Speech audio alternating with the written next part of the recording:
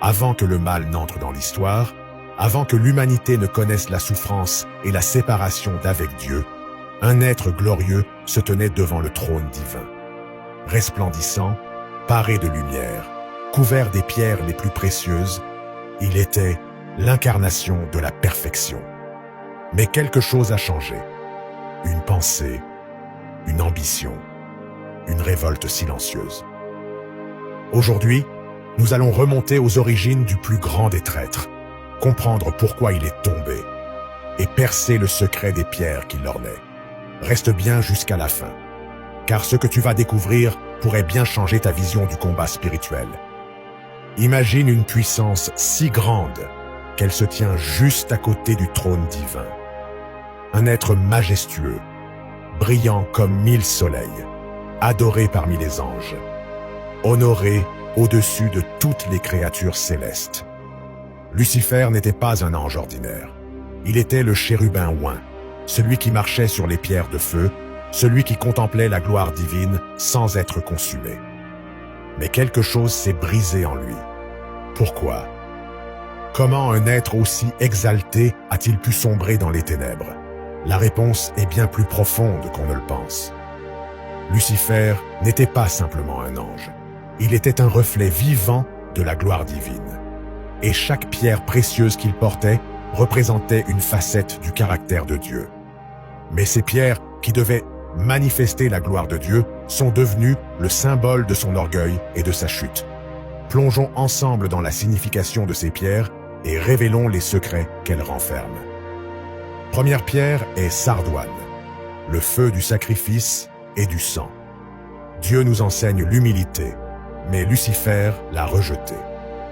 Deuxième pierre est Topaze, la sagesse divine. Il possédait cette sagesse, mais l'a détournée à son propre profit. Troisième pierre précieuse est Diamant, la pureté absolue. Il était pur, mais la corruption a consumé son cœur. Numéro 4, Chrysolite, l'éclat de la lumière divine.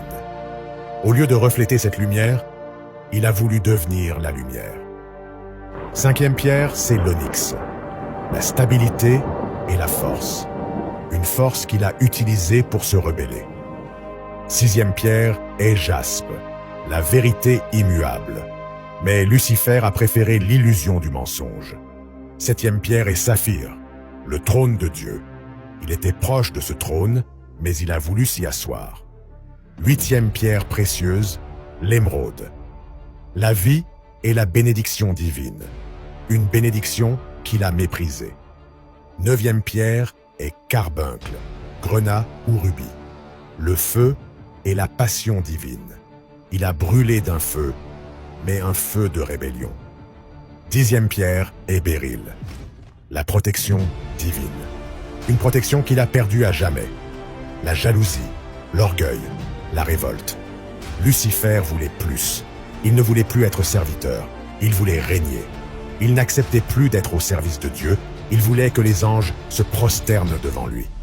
L'insurrection a éclaté dans son cœur bien avant qu'elle ne se manifeste dans le ciel. Il a rassemblé un tiers des anges. Il a osé défier le Créateur, et en un instant, lui qui brillait comme l'étoile du matin a été foudroyé et précipité dans les abîmes. C'est ainsi que Lucifer est devenu Satan, l'ennemi, le serpent ancien. Regarde autour de toi et regarde en toi. L'histoire de Lucifer n'est pas juste une histoire du passé, c'est une réalité actuelle. L'orgueil, la quête de puissance, la volonté de s'élever au-dessus des autres, c'est la même graine qui a fait tomber Lucifer. Et si nous ne faisons pas attention, cette graine peut aussi nous consumer. La vraie question est, vivons-nous pour refléter la gloire de Dieu ou pour nous glorifier nous-mêmes? Le plus grand piège du diable, c'est de nous faire croire que nous n'en sommes pas concernés.